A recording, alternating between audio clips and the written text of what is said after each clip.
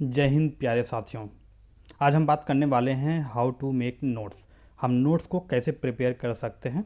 कई बच्चों को मैंने देखा है जो मुझसे इंटरेक्ट होते हैं, आके पूछते हैं सर कि मैं कैसे नोट्स बनाऊं जो शॉर्ट भी हो, कंसाइज भी हो और अच्छा भी हो, और ताकि एग्जामिनेशन से जस्ट पहले अगर मुझे रिवाइज करना हो तो जल्दी से कर पाऊँ। तो मैं उनको एक ही बात बोलता हूँ कि बेटा अगर तुम नोट्स बना रहे हो, सामने अगर बुक रख लिए हो और नोट्स बनाना स्टार्ट करोगे तो हो सकता है कि लास्ट तक नोट बनाते बनाते अगर आपके पास दिमाग नहीं है कैसे नोट्स बनाते हैं तो बुक से ज़्यादा आपका नोट ही मोटा हो जाएगा। तो जो बुक है उसको हूबहू नहीं छाप देना है। आपको लगेगा कि मैं नोट्स बना रहा हूँ। इनिशियल डेज में जब आप प्रिपरेशन कर रहे हैं तो हो सकता है कि आपको कोई आइडिया ना हो कौन सा चीज़ कहाँ रखना है, कैसे रखना है, इन सब सारी चीज़ों के बारे में बिल्कुल नहीं आइडिया होता। लेकिन मैं आपको बताऊँगा कि पहले एक बार कैसे कैसे स्टेप बाय स्टेप कैसे गुजरेंगे और नोट्स को कैसे बनाना है। तो आप यहाँ पे देख पा रहे होंगे कि इतना ये टॉपिक है हमारा आज का। आपका जो सेशन स्टार्ट हो रहा है वो क्विक टारगेट पे है। क्विक टारगेट पे आप इस पर डेली विजिट करिए, कुछ ना कुछ आपको न्यू इन्फॉर्मेटिव चीज़ ज़रूर मिलेगा। तो ये रहा आपका नोट जो आपको ऐसे इस टाइप पर बना लेते हैं। आपको लगता है पॉइंटर में बनाया है, कितना बढ़िया नोट्स बना हुआ है। That is worst form of making the note. आपको नोट्स ऐसे नहीं बनाना है, आपको नोट एक्चुअली बनाना इस टाइप से है ताकि बस केवल डायग्राम को देख के ही आपको पता चल जाए कि आपको इस चीज़ में ये सारी चीज़ें इसमें लिखी गई हैं। ठीक है, चलिए शुरुआत करते हैं। इसमें आप पहले इसको पढ़ लेते हैं, फिर कैसे बनाएंगे मैं आपको ये बाय वन बनाऊंगा बताऊंगा। तो इसमें लिखा है पूर्व मध्यकाल में भारत के कुछ राजवंश के बारे में बात किया गया है। पूर्व मध्यकाल यानी इन्वेजन जो इस्लाम का इन्वेजन है, इसको गलत कहना गलत होगा हिस्टोरिकल पॉइंट ऑफ व्यू से। जो भी आक्रमणकारी बाहर से अंदर आए इंडिया के, उसके पहले यहाँ पे इंडिया में 6th सेंचुरी के लास्ट तक गुप्त काल का शासन था। यहीं पर लिखा है 6ठी शताब्दी के अंत चरण में गुप्त साम्राज्य के पतन के साथ भारतीय राजनीति में अनेक नए राज्यों का उदय हुआ। गुप्तों के पतन के कारण या उसके बाद भारत में कन्नौज राजनीतिक शक्ति का मुख्य केंद्र बन गया। गुप्त साम्राज्य के पतन के परिणाम, आपको लग रहा है क्या बात है, एकदम पॉइंटर में लिखा है, मज़ा ही आ गया। भारत के विभिन्न भागों को राजनीतिक सत्ता के अनेक क्षेत्र स्वतंत्र केंद्रों का उदय हुआ। भारत में बहुराज्यवादी व्यवस्था का विस्तार का प्रारंभ हुआ। जाति व्यवस्था अत्यधिक जटिल हो गई और समाज रूढ़िवादी की तरफ बढ़ गया। राज व्यवस्था का पतन हुआ और स्वतंत्र सामंतवाद की जड़ें और मजबूत हुईं। उत्तर भारत में राजनीतिक अराजकता की स्थिति बन गई। राजनीतिक अस्थिरता एवं अनेक छोटे राज्यों के बनने के कारण विदेशी आक्रमणकारियों द्वारा भारतीय हिस्सों का जीतना आसान हो गया। मैं आपको बताता हूं कि आप कैसे नोट्स बनाएं ताकि ये पिक्टोग्राफिक रिप्रेजेंटेटिव भी हो। ये बात कर रहा है 6ठी शताब्दी, तो आपको मालूम होना चाहिए 6th सेंचुरी। अब पूरा मैं नहीं लिखना है, आपको शॉर्ट लिखना है। 6th सेंचुरी के अंत में, इसके अंत में अंतिम चरण में जब ये पहुंच गया 6th सेंचुरी के, यहाँ पे कौन है, गुप्त काल का समय है। और गुप्त काल का जो साम्राज्य है उसका क्या हुआ, इंडिकेटिव साइन लगाएंगे, पतन हो गया। पतन होने के साथ भारतीय राजनीति में नए राज्यों का उदय हुआ। अब हमको उदय दिखाना है नए राज्यों से। ये गुप्त काल का राज्य है मान लीजिए, तो अगर उदय होगा तो उदय हम इस तरीके से बना लेते हैं। ये मान लीजिए गुप्त काल है, ठीक है। इनमें से कई राज्यों का उदय हुआ, मान लेते हैं हाँ ये राज्य हैं, राज्य 1 2 3 4 5 6 उदय हुआ। और उनमें से कन्नौज एक जगह है उत्तर प्रदेश में। कन्नौज एक राजनीतिक शक्ति के प्रमुख के तौर पर, केंद्र के तौर पर उभरा। तो यहाँ पर लिख देते हैं हम कन्नौज। क्यों सेंटर में लिखा हूं, चूंकि यह सेंटर है, एक मुख्य केंद्र है, आपको मालूम पड़ जाएगा। ठीक है, गुप्त काल के क्या परिणाम हुए, अब उसके कॉन्सिक्वेंसेस के बारे में देख लेते हैं कैसे कैसे। भारत के विभिन्न राजनीतिक सत्ता में अनेक स्वतंत्र केंद्रों का उदय हुआ। ये अलग अलग स्वतंत्र केंद्र हैं, अनेक स्वतंत्र केंद्रों का उदय हुआ। दूसरा पॉइंट है भारत में बहुराज्यवादी व्यवस्था का विस्तार हुआ। अब देख ही रहे हैं, राज्य एक राज्य दो, बहुराज्यवादी व्यवस्था का उदय हो गया। भारत में जाति व्यवस्था और जटिल हो गई। मान लेते हैं यहाँ पे जाति व्यवस्था और समाज में क्या, रूढ़िवादी, लोग बहुत ही ज़्यादा रूढ़िवादी हो गए, इनका भी उदय हो गया, है ना, अत्यधिक जटिल हो गया। राज्य व्यवस्था पर क्या हो गया, वो भी रूढ़िवादी हुई। अब बात कर लेते हैं अर्थव्यवस्था की। अर्थव्यवस्था क्या हुआ, उसका पतन हो गया। इसको नेगेटिव साइन नीचे रख देंगे।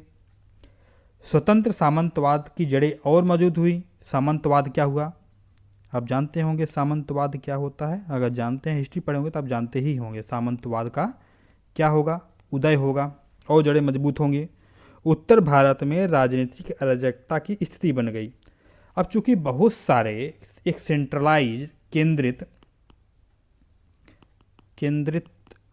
कोई पावर है नहीं, तो लोग अपने मनमानी करेंगे। जब मनमानी करेंगे तो उसकी वजह से क्या होगा, अनेक राज्यों के बनने के कारण विदेशी भी आक्रमण होगा सभी राज्यों में, है ना, आक्रमण होगा। ठीक है। और अराजकता, चूंकि अलग अलग स्टेट्स हैं तो एक दूसरे से ये क्या करेंगे, फाइट भी करेंगे अपनी टेरिटरी बढ़ाने के लिए, अपना राज्य का विस्तार करने के लिए। अब आंख बंद कर लेते हैं, चलिए देखते हैं कि क्या सच में जो हमने बनाया वो सही हुआ कि नहीं हुआ। यदि आप इस डायग्राम से आप अपने दिमाग को रिकॉल कर सकते हैं कि क्या क्या हमने पढ़ा, तो द बेस्ट पार्ट होगा। चलते शुरुआत करते हैं। 6th सेंचुरी के अंत में गुप्त काल का एक साम्राज्य हुआ करता था। गुप्त काल का पतन होना स्टार्ट हो गया। गुप्त काल के पतन होने के बाद कई राज्यों का उदय हो गया। राज्य एक, राज्य दो, 3, 4 मैंने बता ही दिया। अलग अलग केंद्र बने, हर राज्य के अलग अलग केंद्र बने। 19 में से जो कन्नौज एक राज्य हुआ करता था वो सेंट्रल पावर के रूप में उभरा, सेंटर में है। चूंकि गुप्त काल का पतन है, कोई सेंट्रलाइज पावर है नहीं, तो जाति व्यवस्था और जटिल होगी, समाज में रूढ़िवादिता और बढ़ेगी।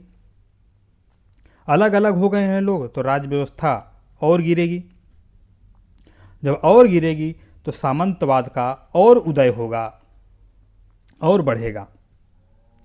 जब लोग अलग अलग रहने लग गए तो कोई केंद्रित पावर है नहीं, सेंट्रलाइज पावर है नहीं, तो आक्रमणकारी अपने इंडिया में आएंगे और राज्यों से लड़ेंगे। जब लड़ेंगे तो प्रॉब्लम ये है कि राज्य खुद में भी लड़ेंगे, इनके भी तो एक पावर होगी टेरिटरी बढ़ाने की। आई होप ये आपको क्लियर हो गया होगा जो मैंने आपको बताया, समझ में आ गया।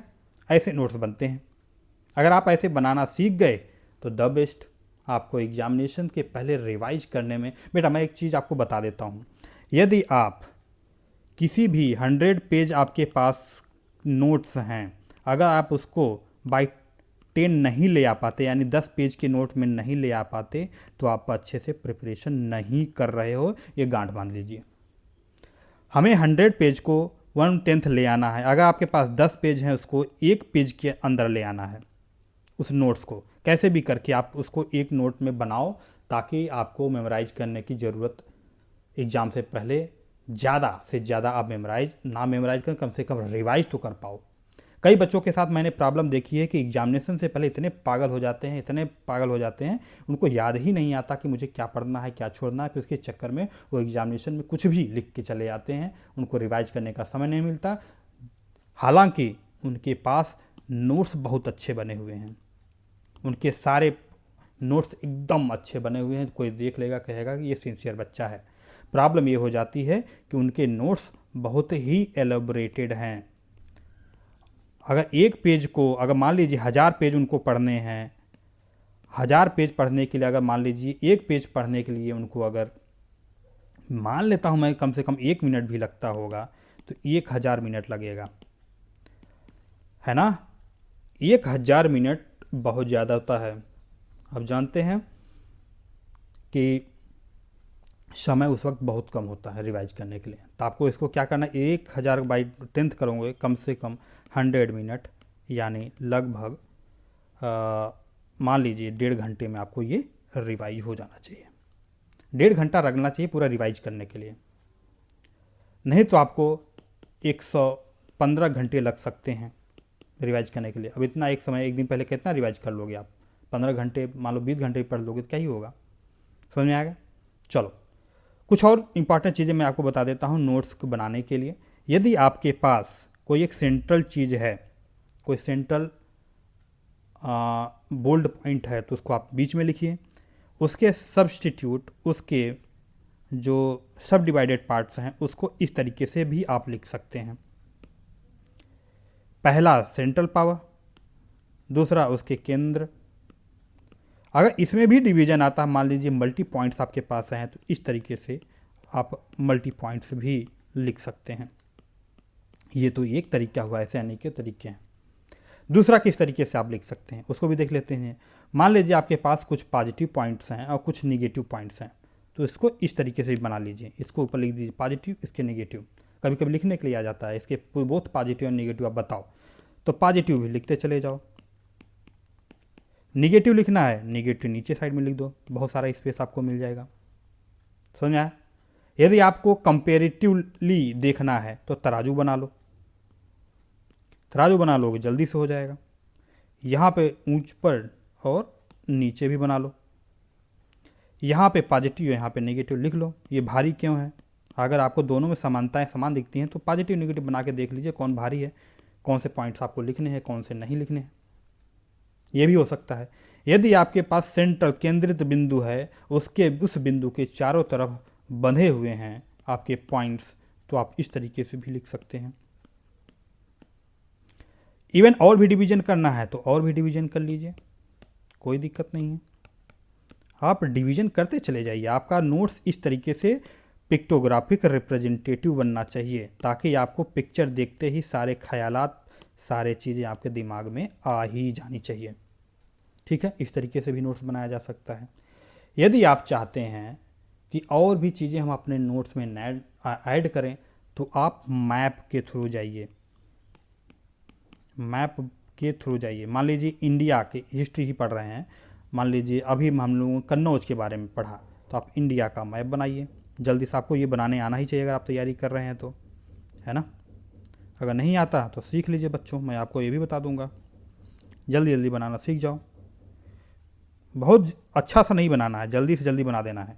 ये रहा उत्तर प्रदेश, यहाँ पे कन्नौज है, दिल्ली के पास ही है।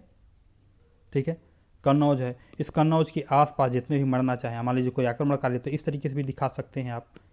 इसका डिसइंटीग्रेशन होता है तो आप इस तरीके से डिवाइड भी करके बता सकते हैं। तो आपको अल्टीमेटली अपने नोट्स को कंसाइज, प्रिसाइज और रिमेमोराइज बनाने के लिए पिक्टोग्राफिक की तरफ जाना होगा। अगर ये आप कर लेते हैं तो द बेस्ट, नहीं कर पाते हैं तो सीखिए बच्चों और उसको इम्प्लीमेंट कीजिए। और कोई अपडेट आता है मैं इसके रिगार्डिंग आपको वीडियो लेके आपके साथ खड़ा रहूँगा, अपडेट करता रहूँगा। आप जुड़ना ना भूलिए क्विक टारगेट के साथ। ये आपको टारगेट करवा देगा आपके एग्जामिनेशन में। इसका मेन मोटिव ही यही है कि हम टारगेट करेंगे, फोकस करेंगे और उसके बाद हम अपने टारगेट को अचीव कर लेंगे। ठीक है, इंटरलिंक्ड है। Thank you so much for attending this session. Bye bye, शबा खैर।